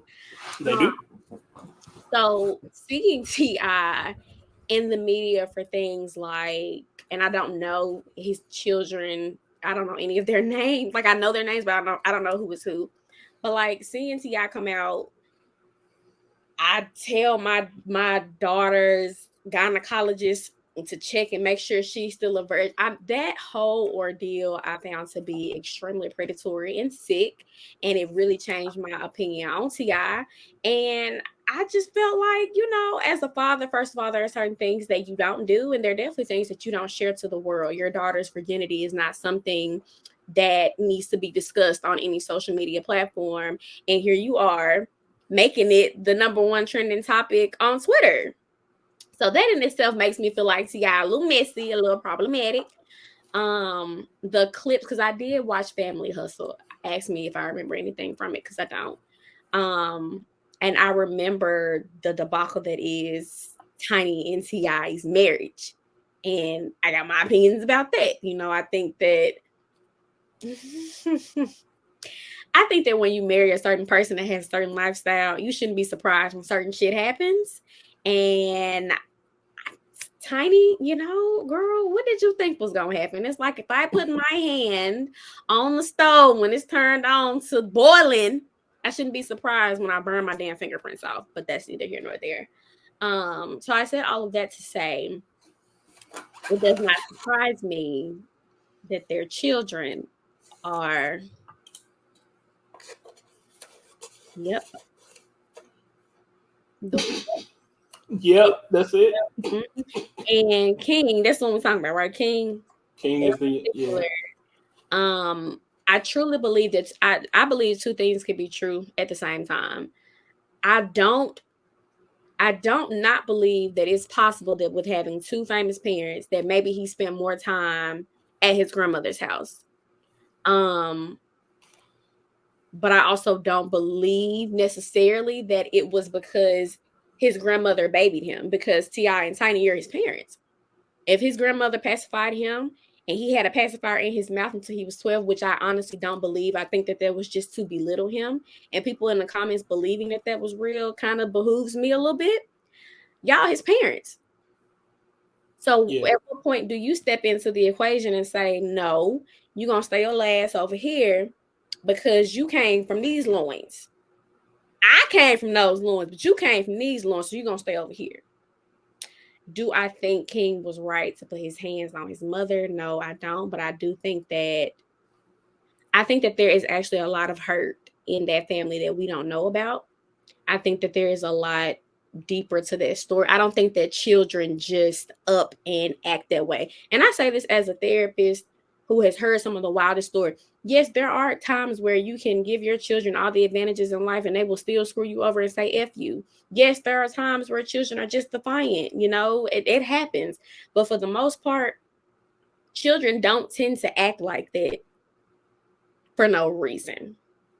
So I think one truth behind the matter is his anger towards Tiny and T.I. is there for a reason. I think that they did do something to this boy that made him feel isolated, or that made him feel like he was not a part of the family. And now he's feeling gaslit because he's thinking, well, I was raised at my grandmama's house. I was doing XYZ, and y'all over here telling me that makes me not XYZ. But by the same token, I also feel like King is spoiled. And I think that he does a lot of stuff for clout, because the whole I'm not speaking on it no more unless you dropping $10,000 for an interview screams, I just want some clout. King, I got a used T.I. CD and a growing platform for you. I don't have 10K. And if you want, I can bring Ashley back and she can, help you through your trauma. Not my cup of tea. I can refer him out though. As a therapist, you gotta know when something ain't your cup of tea. Not my cup of tea. Okay. Well, if there's any other you know what, King, if you want to come, we'll bring somebody for you if you want. We'll have your people call my people. But I don't have 10K for you. But if you just want to talk, we can talk. But no, so me personally, I felt like it was partially for clout. But then I also, and I've been saying, and I've always been like this, like the new age of children that are growing up are spoiled. That's our fault. They are hugely entitled to things that they may or may not deserve. And some of them are downright disrespectful. Mm-hmm. I said all that to say, just like earlier in the year, where that teacher went viral for whooping that little girl's ass. I will say the same thing I said then. You cannot, and it may not apply because I think King is 19, but you cannot talk cash money shit to an adult, and then when that adult turns that green light on, all of a sudden you want to pump the brakes and be a kid again. That's not how shit works. If you want to talk tough and talk grown, you got to be able to talk tough and be grown and handle adult-like consequences. If he put his hands on his mama and T.I. decides I need to defend my wife, guess what? He defended his wife. You just happen to be his son. You stepped your ass out there in that hot water. You got burnt. That's just how I feel about it. Could he have some, deep line issues from childhood? I'm pretty sure he does. Like you said, he comes from a celebrity family. T.I. and Tiny are two of the biggest hip hop and R&B artists ever. So, did he probably have did he have a lot more advantage than most people? Yeah. Could that be traumatizing for him because he felt like he was left out or he wasn't loved enough? Yes. Yeah. All that being said, he hopped his ass up there in an adult situation and he got adult consequences.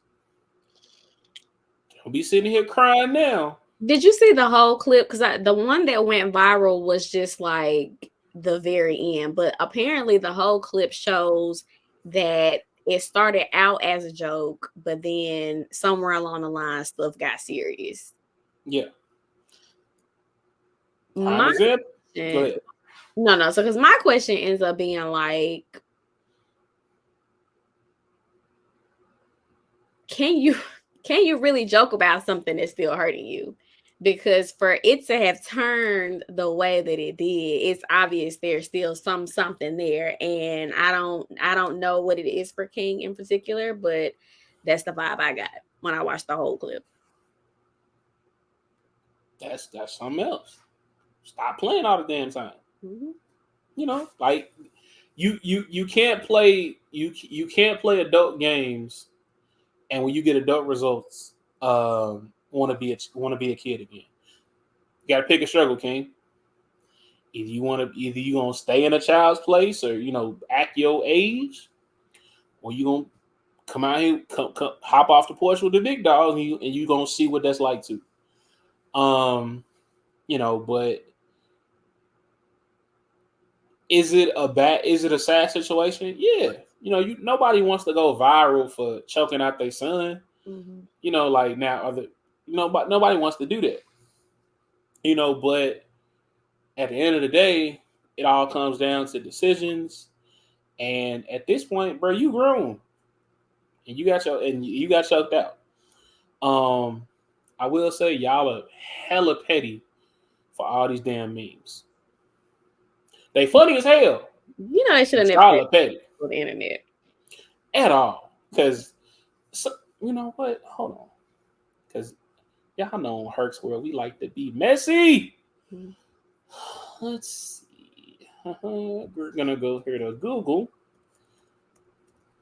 And this is why they probably should have never gave acting up on Al Gore's internet.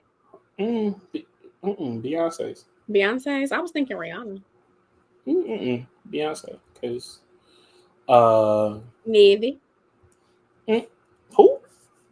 Navy. Oh, well, hey. Just saying. Let's see. That's not the one. Some of these memes are hilarious. It's this one.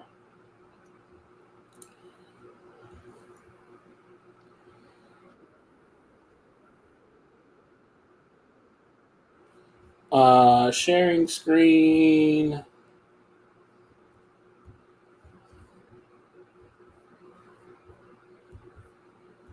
Now this is wrong. I don't even know who. Do you know who Mr. Meaty is? I remember. I don't know exactly where I remember it from, but yeah, it's tucked away in the back of my mind. Yeah, that one's wrong. But it's funny as hell. My personal favorite is this one. King meme. If I send. Let's see.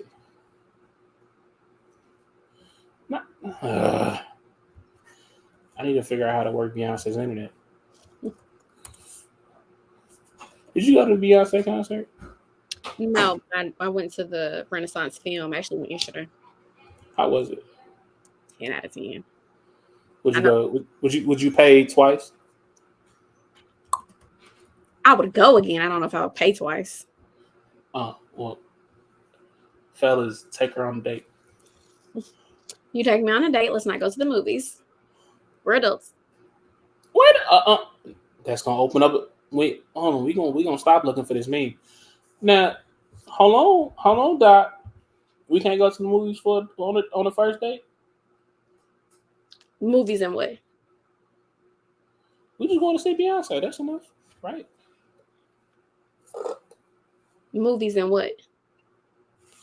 The movies and the movies. Maybe the Cheesecake Factory.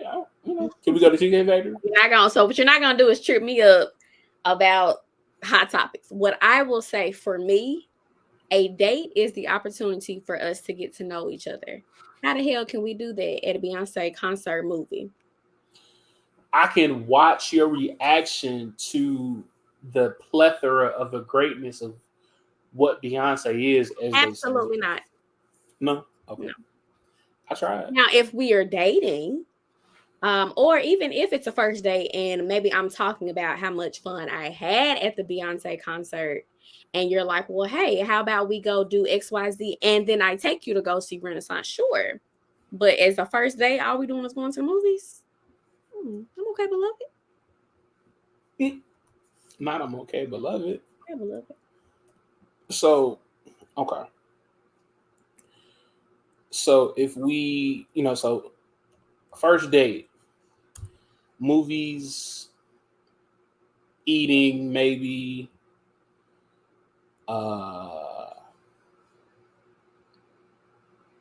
any particular restaurant that we can't go to? So you're trying to trip me up, and I'm just trying. you're trying to trip me up. And again, I will say this: at my big old age, well, first of all, let me backtrack. I like Cheesecake Factory. Me and my friend just went there a few weeks ago.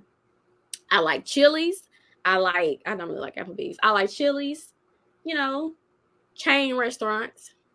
But in my most recent, I won't even talk about my most recent relationship that I was in. What I will say is my friends and I don't even go to chain restaurants. Not for real. We're going to Black-owned spots. We're going to nice spots. We're going to steak places. We're going to local places. So I would want that same in every relationship that I have: familial, platonic, social, professional, and romantic. Now, with that being said, at my big old age, dinner and movie dates are cool. I'm definitely never opposed to eating, and I'm never opposed to watching a movie. But I want to be able to truly learn about a person, engage my comfort level around a person. And whenever I'm engaging in conversations with people, you tend to learn a lot about the things I like to do, places I like to go, and so on and so forth. And I feel like if you are the pursuer as a man, if you're pursuing me, if you're taking heed to the things that I'm saying when we're having random conversations, and you're ready to take me on a date, if dinner and movie is all you were able to gather from me when I like museums and art exhibits and brunches and paint and sips and the listening lab and concourse and all these other places, some of which are free, by the way, then I have to call into question, like, is this basic? Am I basic? You think I'm basic? I don't know. That's just me, though.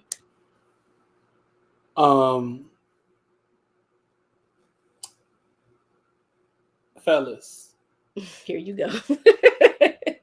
Do not slide in said DM. If you just happen to see Ashley out and about, she likes brunch, and you approach her, just know that this is a quality woman, and you're gonna have to do quality things to catch her attention. Say that descriptor one more time. If you happen to see her out, she likes brunch. If you approach her, this is a quality woman who likes quality things. Quality is the thing that I think people missed in their dialogue about the Cheesecake Factory. Now, even though I don't know whether or not there was a skit, and even though I'm not the type of person who's like, well, you're gonna have to take me to high-end places, that's not necessarily me. But I think what people missed in their whole dialogue is people just want quality and intention. How much intention is it in taking me to a chain restaurant for 2 for $20 and to go see the latest movie? If that is not something that I talk about liking, or if that is something that I don't mention I want to do. Just food for thought. We're supposed to be talking about holiday grief anyway. Or what's new in pop culture. That's new. That's pop culture. That's communication. Because some of y'all don't be listening to each other. Listen. What do they say in therapy? Communicate. Because one day somebody gonna say, "Hey, Herc told me to slide in your DM, and I did." And he gave me the blueprint, and now I'm getting invited to a wedding. I will say that, I'm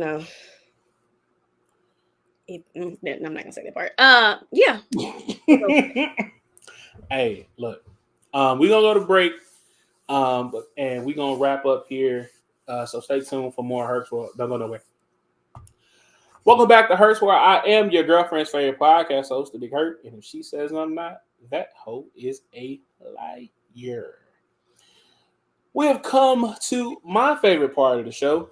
It is songs you should not have been singing as a kid. Now, this particular song,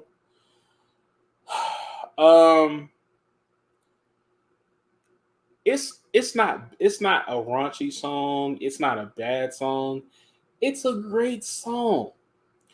And y'all may have heard this before. Y'all may have heard me say this before, on the show or maybe on a different show. But this particular song, there is a part of the particular song that made me realize that I am scared of this type of woman. And if this type of woman ever comes into my life, I want y'all to drag me by my ankles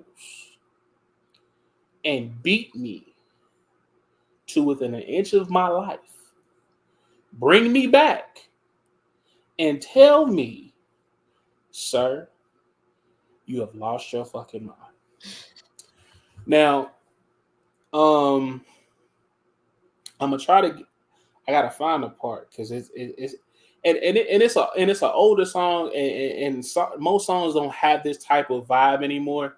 So it's one of them songs that you gotta dig. You ain't gotta dig deep in the crates for, but it's one of them songs. So while I find it and get to the part, let's see.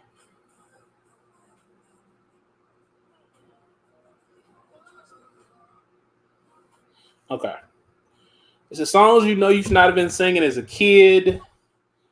It's Boyz II Men on Bended Knee. Here we go.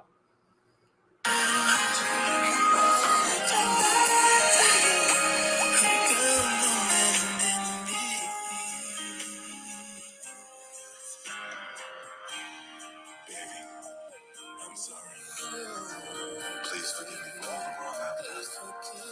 Please come back home, girl. I know you can only trust me. I'm sorry that Wait, that's the wrong damn song. That's not it. I was about to say, see, this was wrong. That's not it. Crying on Bended Knee no more.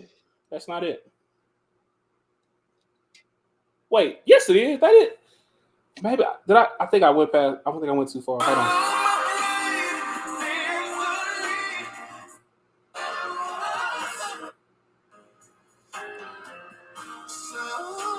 Hold on.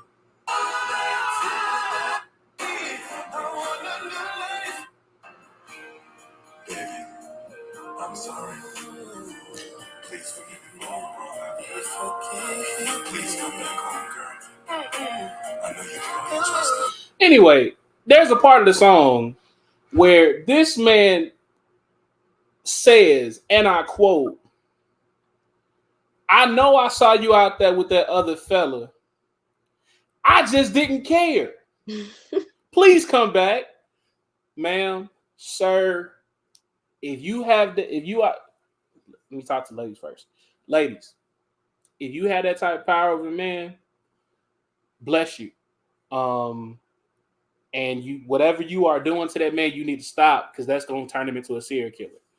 That's one. Two, Serial killer? guys, women outnumber us. It ain't that much good for JJ in the world for you to ever get down on bended knee and say, baby, I saw you with the other fella. I just didn't care. What the fuck? No. So if she got that type of hold on you, sir, you need to run right now. Stop the podcast, pack your shit, get your Xbox or your PlayStation and go. because you are entirely whipped. Like you are beyond sprung, and I don't want no woman unless she is my child to have that type of power on me where you can blatantly cheat on me and I know you cheating on me and I don't care. So that is this week's song. You should not have been singing as a kid because that's a lesson in stupidity. Now, that I got that out there. Yes. What is one song you should not have been singing as a kid? Literally any and every Pretty Ricky song that ever existed. I look back, I was 11, tell my age. I was 11 when Grind on Me, which was the dirty version, and Grind with Me, which was the clean version, came out. 11 going on 12. I vividly remember being in the 6th grade. I was a freshman in college. Ain't no way. Yeah. When Grind on Me came out? 05? Yeah. You and my cousin the same age. Oh, wow. Okay. I did, black don't crack because you definitely never gave, Yeah, I was in 6th grade and I was in the 8th grade when their second album came out. Yeah. Well, damn. If you are out here still singing Bend the Knee and she cheating on you, leave, sir. If you are cheating on this man, leave that man alone. Because it's not right for you to be out here cheating on that man and he know it and he letting you do that shit. Or if you are still out here grinding on folks, spectacular. That not the woo like it was Michael B. Jordan. Listen, you was either Team Spectacular or you was Team Pleasure P. And you was it was one or the other. And you was spectacular, huh? 10 toes down. What it was like 2 other dudes in the crew. Yeah, Slickum and Baby Blue. Yeah, I mean, and Slickum was the tall dreadhead dude, right? Mm-hmm. Folks say he looked weird.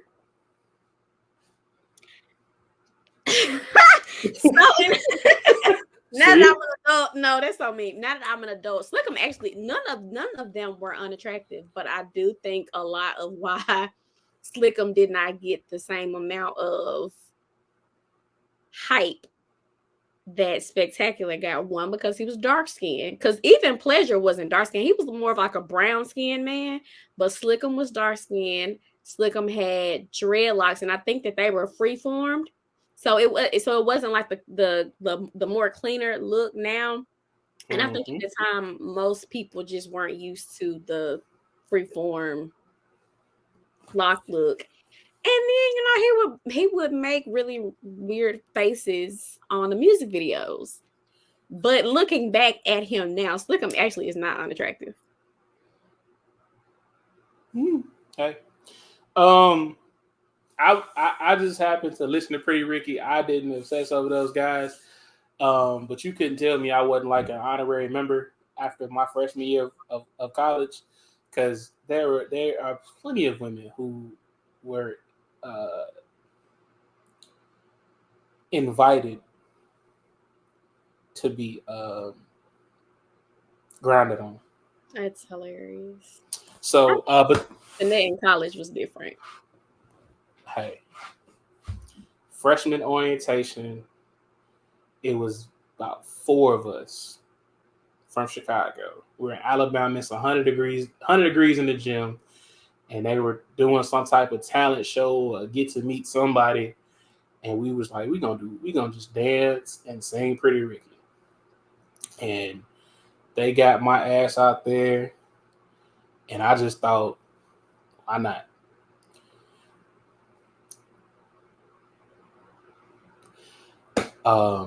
Yeah, and there was some things, and we gonna leave it at that.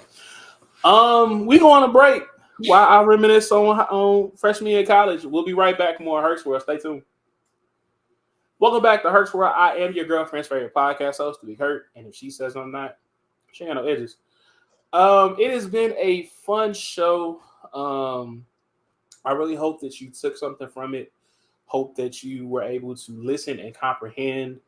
Help you able to get some tips and things on how to deal with your family and your friends during the holidays, dealing with grief, dealing with setting boundaries, dealing with the different things that we may or may not face during the holiday season. This is the part of the show where I give Ashley the opportunity to plug herself and anything she has coming up. So I give you the floor. Well, thank you.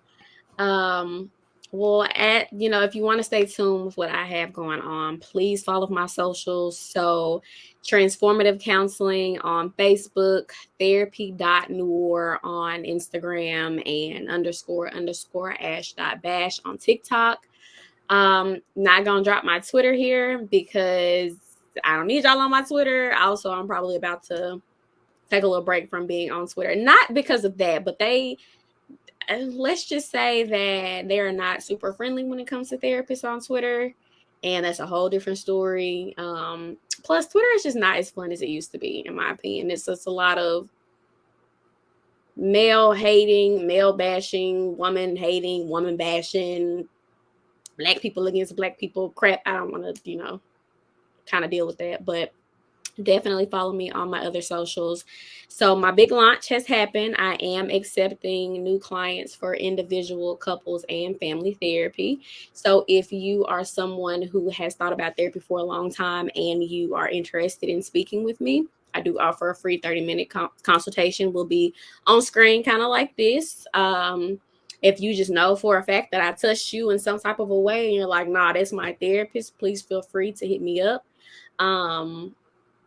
I don't mean to toot my own horn, but I definitely pride myself on being a relatable and authentic therapist.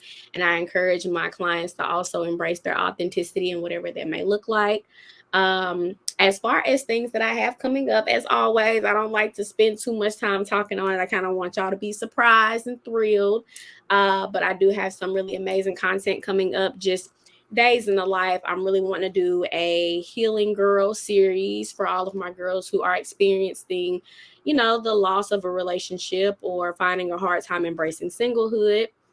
I have some events that are coming up, some speaking engagements that I will share on my socials as well. And since I plug myself, is it okay if I plug some of my sister circle? Of course. So earlier in the show, I mentioned that you have to cultivate a space of support. And I have a really tremendous space of support. I call them my sister circle. So I'm just going to, plug them. If you are looking for a phenomenal public speaker, I highly encourage you to hit up Dr. Diavola Ford. She is an actual doctor. She is a female millennial therapist. She's also a Black woman because, period. She's also a therapist, but she's not accepting any new clients, but she's a phenomenal speaker. You should really check her out. I already plugged my friend Kimberly. She's a life coach. I am Kimspirations on Instagram. If you're looking for an influencer to teach you how to be bougie on a budget, I highly encourage you to follow my best friend. She is I Am Charity Bianca on Instagram. I'm trying to think, is there anybody else? Oh, my mentor. I love her dearly. She's also a millennial therapist. Her name is Ashley Dortch. You can find her on Instagram at her business is Millennial Consults. But I think that she's on Instagram under a different name. But just know that I plug my people all the time on my story. So feel free. If you need a therapist, if you need a life coach, if you need a public speaker, you need a podcast guest, you need an author, you need a journal, whatever, you let me know and I got you. Plug your training. Oh, I can't believe I forgot the baddest of them all. So shout out to my trainer. Her name is Denise and her Instagram name is at _Dionysia. You will not be disappointed at the content that she posts. Her rates are extremely affordable. In March of next year, she would have been my trainer for 3 years. I love her. I trust her. I swear by her. All the gains that my followers have seen me gain in the last couple of years, 100% courtesy to her. Fellas, this is another disclaimer. Listen. I cannot slide in nobody's DMs. But if you would ever be so kind to slide on her DMs for me and just say these words, that thing be thangin', I will And be just forever know, grateful. and just know that if y'all do that, my trainer is going to either block you or make fun of you because she is more than that dump truck that she is carrying back. Oh, she is way more than that. But just tell her, Herc said, you are amazing, phenomenal. We see the gains. But that thing be thangin'.